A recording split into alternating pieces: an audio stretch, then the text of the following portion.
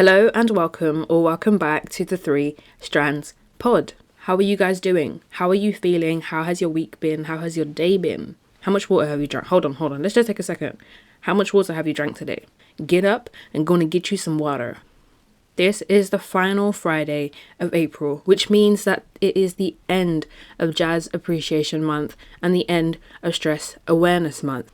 Before I give you this week's stress reduction action and song suggestion, I just want to know how you guys have been feeling over the past month.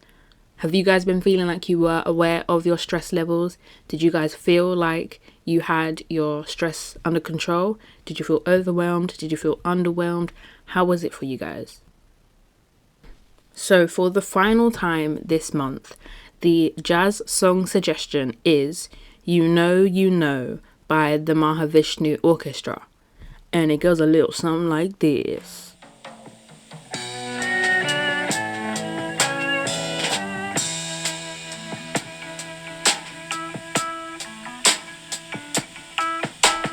And for the last time this month, the stress reduction action is to just do something. So when you're feeling overwhelmed and you're feeling stressed, just get up and do something else, whatever it is. Get up and throw away tissue that you've used, throw away old paper, go and get water, walk around for a bit. Anything that interrupts your stress or anxious train of thought, just to help you gain a sense of control over your situation. Do anything. Close your eyes, sing a song, doodle a little picture. Anything that distracts you from whatever it is that is causing you to feel stressed or anxious or overwhelmed. Just do something. Do anything.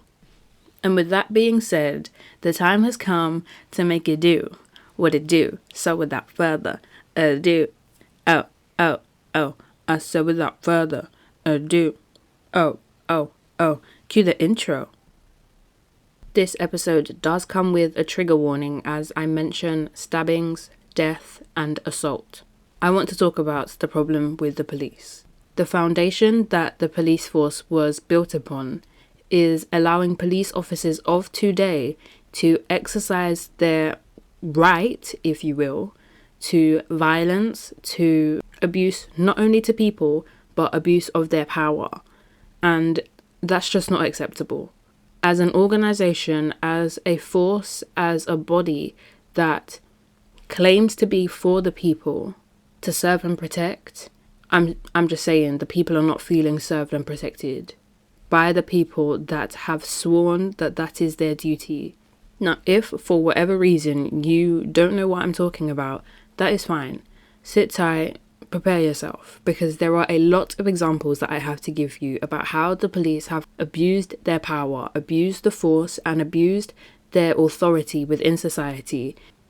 We're starting this one off with 2 Metropolitan Police officers who are under criminal investigation for allegedly filming and sharing CCTV evidence of the moment a man was murdered. So Carol Campbell says that the video of her son, Craig Small, being shared on social media has compounded her trauma.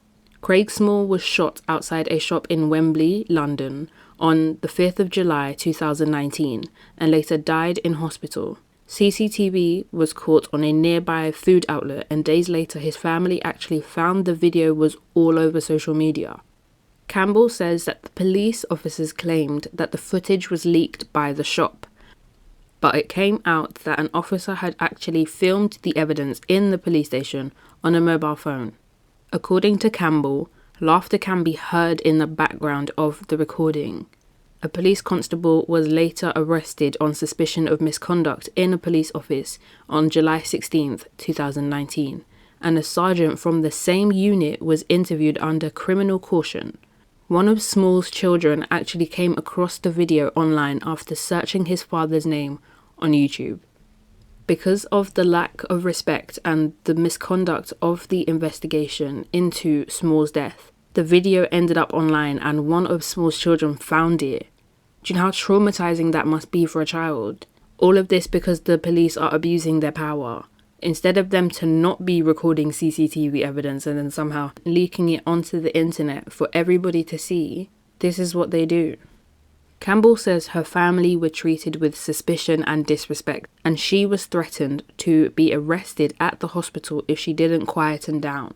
This is all after her son has just been murdered in the street, and she's probably hysterical, crying and making a lot of noise as is expected, and they're threatening to arrest her if she basically doesn't relax and stop acting like her child just died. She said that she saw the officers going into the room where her son was and came out laughing. And she believes that had she been a white mother, quote, a police officer would have taken me in hand. They would have carried me themselves to the hospital. I feel like it's very unnecessary for us to feel like we should be of a particular race in order for us to be treated as humans, especially when dealing with the police.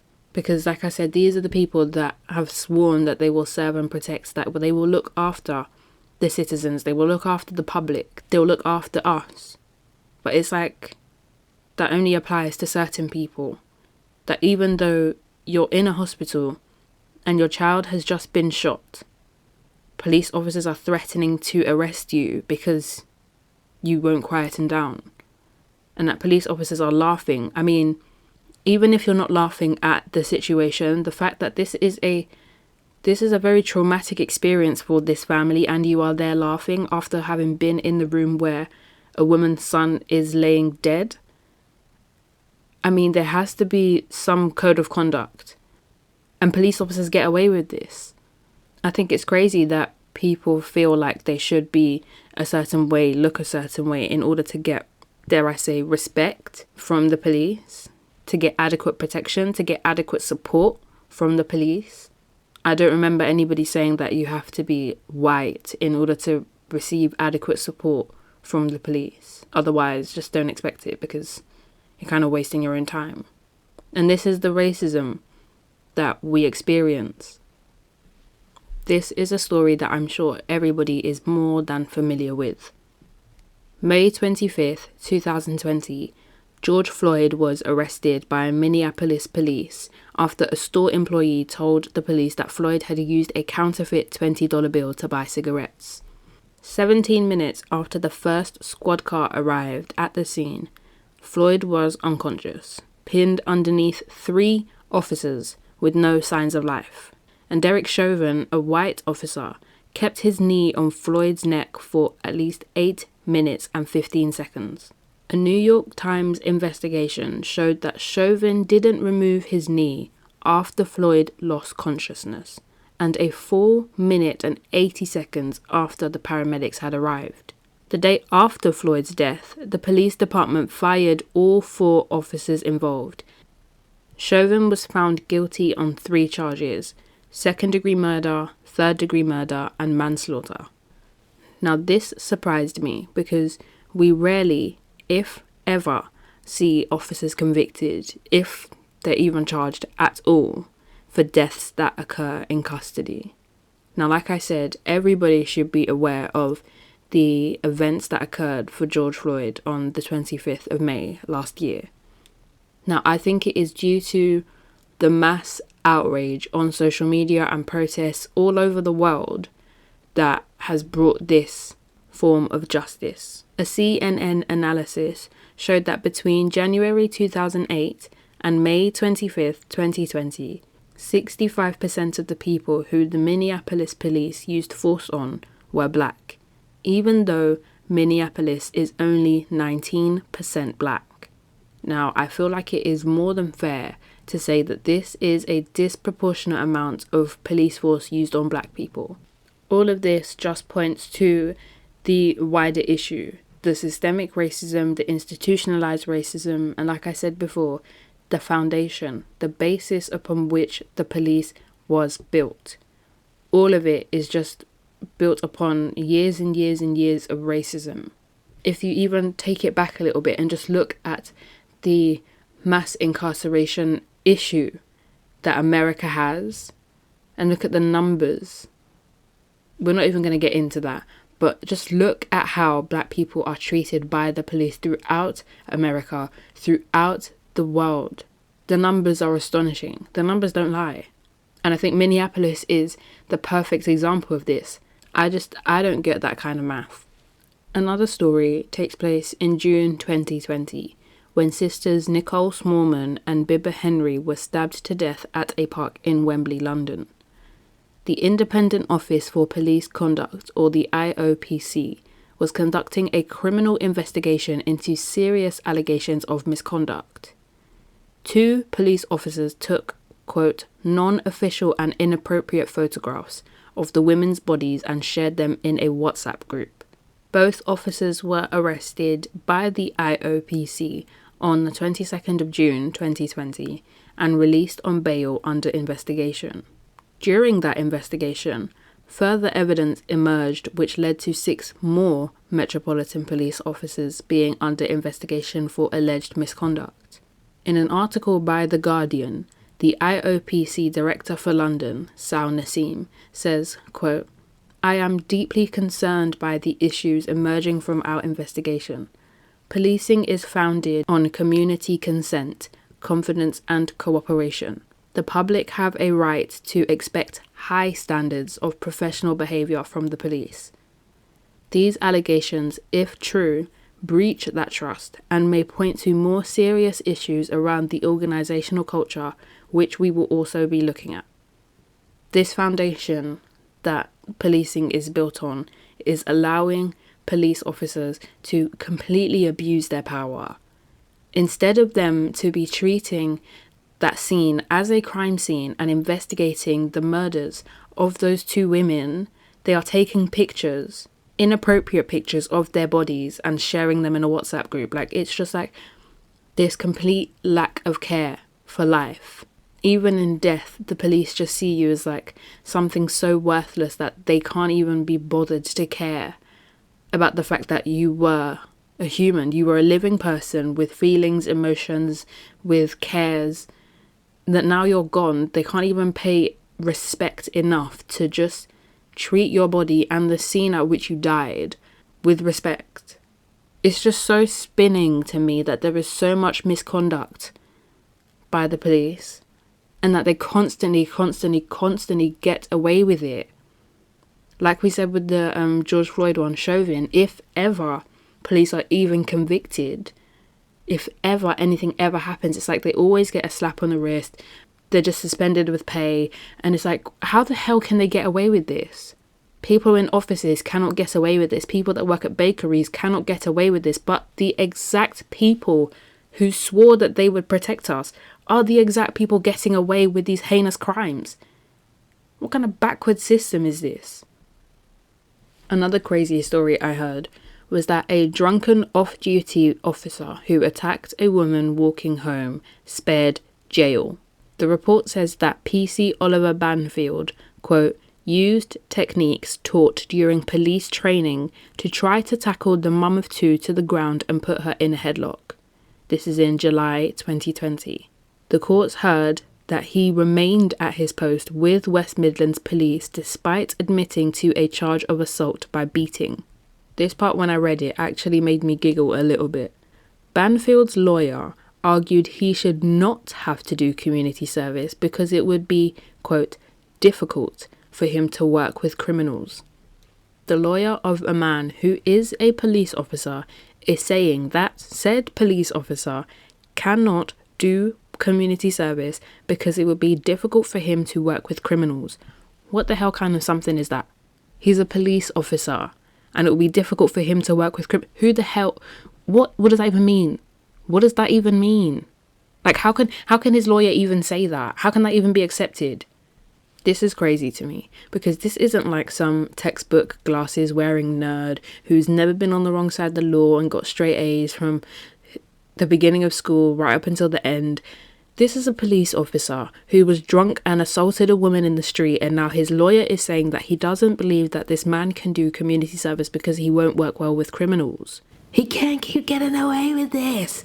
How can they actually do that? And it's accepted. That's the crazy part, that people aren't like, what the hell? What do you mean he can't work with criminals? They're just like, yeah, okay, that's fair. Yeah, I get that. If there's anyone that should be able to work with criminals, it is he. So instead of him actually doing community service, he was sentenced to a 14-week curfew and was banned from leaving his house from 7 p.m. to 8 a.m. He had to pay his victim, Emma Homer, £500 compensation. After hearing his mother's attacker was a police officer, Homer's 10-year-old son often asked, "Is that him, mummy?" when seeing a police car drive past or seeing an officer in uniform. This is what I was saying before, that the police are allowed to abuse their power and abuse their authority, and it has some lasting effects on everybody. That a 10-year-old child is now looking at police officers thinking, is that the man that abused my mum? Is that the man that hurt my mum? Is that the man that made my mum cry? 10 years old. 10 years old. Instead of him to grow up thinking, yes, the police are going to protect me and these are the people that I can call or whatever. If something happens to me, if something happens to my mum, whatever, I know I can rely on the police. At 10 years old, he's already thinking, is this the man that hurt my mum? This must be very traumatic, not only for Emma Homer, but also for her 10-year-old son, for her other child. I just don't get how the police are constantly allowed to get away with this. His lawyer is allowed to say that he doesn't think that he'll work well with criminals. That's exactly where he should be. He is a criminal. He is a criminal. In February 2021, Shanae Porter, a black woman, came home to find 2 white men had broken into her home. She says they were lounging in her living room, eating her food, wearing her ex-boyfriend's clothes, and, catch this, one of them even took a shower. This is the mick that people take. She said that she and her neighbours saw a lack of urgency from the police. And Porter says that it is a double standard because her intruders were white men. She says, quote, "If I was a white woman and I called and I said it was 2 black intruders in my house, I feel they would have had them out of my house immediately." Porter actually recorded a video on her phone and you can hear the police asking the intruder what their apartment number is, and one of them turns to the other and says, "What's our apartment number?" In another video recorded by Porter, she asked the officer, "What I don't understand is why these 2 men are still in my house." To which one of the officers responds, "Right now we're trying to figure out what's going on." The officer then tells Porter, "You have to understand, that's why we've detained them in there. At this point in time, what's safest for us and every single person out here is to deal with them in that situation, detain them and bring them out afterward." Both intruders were eventually arrested and charged with breaking and entering. This is the most misconduct that the police have misconducted when they did the misconduct. So somebody breaks into your house, you call the police, and the police proceed to question the intruders inside your house. Like, they're not arrested and taken to the station, they're not even put in the car and told to wait. They're questioning them on your sofa, in your living room. One of them even took a flipping shower in your house, and the police have the cheek to be questioning them. This is the lack of care that we're talking about. That we feel like we have to be a certain way, we have to look a certain way in order to receive respect from the police.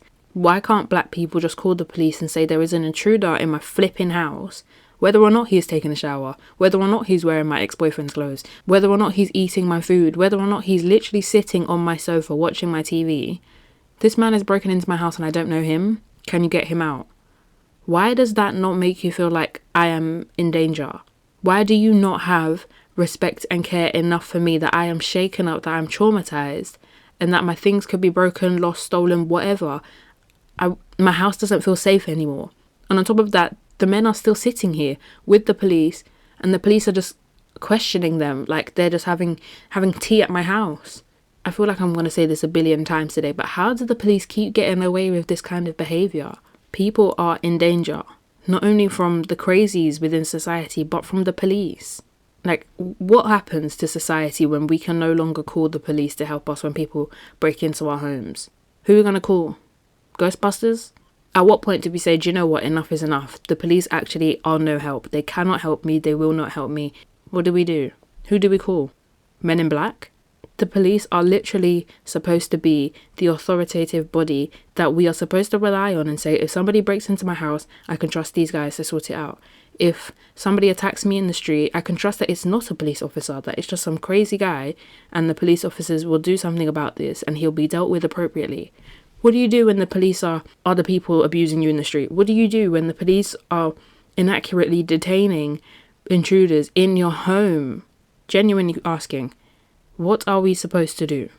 On the 16th of March 2021, there were mass shootings at 3 spas or massage parlors in Atlanta, Georgia, where 8 people died and 6 of them were Asian women. Robert Aaron Long was taken in as a potential suspect. And at a news conference, a Georgia Sheriff's Captain, Jay Baker, said Robert Aaron Long was, quote, having a bad day. Now, this is the disrespect and lack of care that the police have shown again and again and again. People have been killed and the sheriff's captain is chalking it down to having a bad day. To the people of America, to the people of the world, what kind of message is that sending? That this is what having a bad day looks like? Is Robert Aaron Long the first person to ever have a bad day? One Twitter user made a response to Sheriff Jay Baker's statement at the news conference, and she said, "This is how cops think. They think being annoyed and having a bad day is an excuse for killing people because they do it themselves." It's crazy that people have this mentality or are even able to think things like this. The police are the last people that should use the having a bad day excuse as a reason for killing people, harming people, abusing people. Like, that's not fine. The police cannot condone this behavior, especially when, like I said, 6 of the people that died were Asian women. Like, there is clearly some racial undertone here. There's clearly some racial hate that is feeding into his reason for going out and killing these people. You cannot just say he was having a bad day. That not only are the police here abusing their power, but they are allowing other people to go out and commit these crimes and then be like, oh, it's fine. He was just a bit stressed. He was having a headache. He hadn't taken his medication. These are not fine excuses. There is no excuse. The police should not be making excuses for people. They shouldn't even be making excuses for other police officers. But hey ho, here we go. The police officers are now like sympathizing with terrorists and murderers. When does it stop? At what point do they say, do you know what, this is wrong. What they did was wrong. What we're doing is wrong. Something has to change. Like, so far it's just been us, the citizens, the people, saying what the police are doing is wrong. At what point do the police realize that their conduct is just incorrect? It actually came to light that Baker had shared images on Facebook of t-shirts with racist slogans about China and the coronavirus. Now, when I read that, I was like, okay, here we go. This is why he's here sympathizing with this man that has killed 6 Asian women. Okay, I get it now. This is why he's here saying he was having a bad day, because he can see why this guy would do that. He's like, I feel this way about Chinese people or about China or about Corona or whatever. So I get why he did this. I probably would have done the same thing too if I was having a bad day. Like, this kind of mentality is not one that we need within the police force. Even more interesting, that the t-shirts were made by a company that was owned by a former deputy sheriff for the Cherokee County. So here you have it. This racist has made some racist t-shirts from a racist company owned by a former deputy sheriff. And now a racist sheriff is wearing the t-shirts and is sympathizing with a terrorist who has gone out and racially attacked Asian women. Can I say I'm surprised? Not at all. How are we supposed to trust these officers when they have these racist feelings, when they have these racist vendettas? How are we supposed to believe that they will support us when we need them if this is how they act just on a daily basis? This final example began on the 22nd of March 2021, when Richard Okorogeyi went missing in West London. Okorogeyi suffered with sickle cell and told his mum he was struggling during the pandemic, but he was not considered, quote, high risk until he had been missing for 6 days.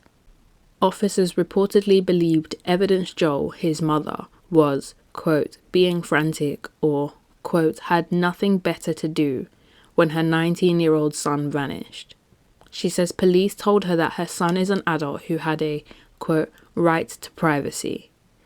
The Scotland Yard said that, quote, the Met Police Service is committed to providing the best possible service to families of missing people, ensuring that they are supported by specialist officers and informed of investigative updates as soon as possible. Now, this sounds very nice to hear because it makes you feel like they're doing something. It makes you feel like you can trust them. These are the people that you can rely on. Now, as nice as that sounds, we know that this is just not an accurate representation of the way that the Met conduct their investigations, as families do not feel supported by their specialist officers. Evidence Joel told Sky News, quote, "I told a police officer that my son was missing, please help me find him." And she said, quote, "If you can't find your son, how do you expect police officers to find your son for you?"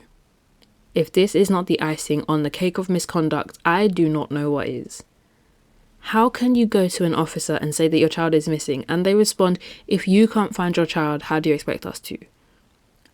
Because that's entirely your job? Because you have resources? Because you have access to things that I don't have access to? I mean, you have the technology to track him? That's how? What the hell? How can you even say that to someone? Their child is missing and you ask them, "If you can't find your child, how do you expect me to find them?" Like, I genuinely don't get what kind of training you need to undergo, or training you don't need to undergo, really, in order to respond to people like this. That she's not like, "Oh, I lost my bird," or whatever. This is a child. Granted, Richard was 19, but this is her child, her only child, and he has gone missing. And the police are like, "Why do you think we can find him? You don't even know where he is." So the police are not able to find missing people. So who are you supposed to call? Doctor Who? Who on earth do you turn to when your child goes missing, if not the police? So after reading this, I was completely confused. So I went to the internet and I asked these exact words: what is the role of police? And now the internet so graciously told me, a police officer serves to maintain law and order in local areas by protecting members of the public and their property, preventing crime, reducing the fear of crime, and improving the quality of life for all citizens. So at what point do police do this? Because I don't know if it's just me, but through none of these examples did I feel like members of the public were protected, or their property, or there was a prevention of crime, or there was a reduction of fear of crime, and the quality of life for all citizens was definitely not improved by the police officers. So what the hell does all of this mean? So what, do you just wear a badge and then just do whatever the hell you like because you know you can and probably will get away with it? Is that what it means to be a police officer? Like, how is there so much misconduct and people just like to be like, "Oh, there's bad apples and whatever and whatever." No, these are people that decided that they want to serve, that they want to protect, and they want to ensure that there is improved quality of life. CCTV footage showed Okorogeyi walking in Luton, Essex, which is miles from his home in West London. And Okorogeyi's mother, Evidence Joel, says that she was shocked to find out that he even knew where Luton is, as she doesn't even know where it is. She says, quote, "I think he went to meet somebody. Definitely. Richard cannot go there, especially at that time in the morning. Someone was waiting for Richard." In an interview with Channel 4 News, she says, quote, "Maybe it's the culture, my language barrier. One of those African women just being frantic. Maybe if I had that perfect English." Again, I don't like that black people feel that there is just this overly obvious lack of care and urgency when black people are facing issues, whether it's people breaking into your homes, whether it is your son going missing. It's just like you just feel and you just know that they are not taking you seriously and they are doing the bare minimum, if that, for your case. Now, I'm going to leave a link to the video where you can hear Evidence Joel speaking, and her English is fantastic. It's fine. She barely even has an accent. So the fact that she feels like if my English was perfect, her English is perfect. Her accent is like partially noticeable within the video. So the fact that she's like trying to overcompensate and think, how could I have been treated better? What could I have done to get the police to take me seriously? Why do we have to feel like that? Why do we feel like we have to go above and beyond within our traumatic experiences, within our issues, to get the police to take us seriously? When asked how helpful the sharing of Richard's picture and information has been on social media, Evidence Joel says, quote, "I cried out and they supported me. I cried out to the police and they didn't support me, but the public supported me." So like I asked before, are we living in a time where we cannot go to the police without issues? Do we now turn to social media and support one another when our kids go missing, our homes are broken into, or we're assaulted in the street? Where does it stop? Because these people are talking about how they don't feel supported by the police, they don't feel respected, they feel like they have to be white. When did the police realise that there is such a culture of misconduct within the police system, and that it is leaving people, like I said with the example of Emma Homer's 10-year-old son, asking her, is that the man? Look at how people are being impacted by the lack of care and the misconduct that the police are constantly exhibiting. When the police are assaulting us, who do we turn to? When the police are holding intruders in our homes, who do we turn to? Even though this was not a light-hearted topic, I hope that you guys understand the problem with the police. I hope that you guys are aware of the issues that black people particularly face at the hands of the police and the level of misconduct that we face within this country, within the US. If you are thinking about being a police officer, I hope that you are doing it for the right reasons, and that if there are any racial undertones towards you wanting to be a police officer, I hope that you address them prior to applying to become a police officer. All links to everything that I have referenced will be included in the description below, so if you are interested in reading up on anything, be sure to look down there for the link. I hope you guys stay safe, and I shall catch you on the flip side. Peace in the Middle East to you and your crew. What? Peace in the Middle East to you and your crew.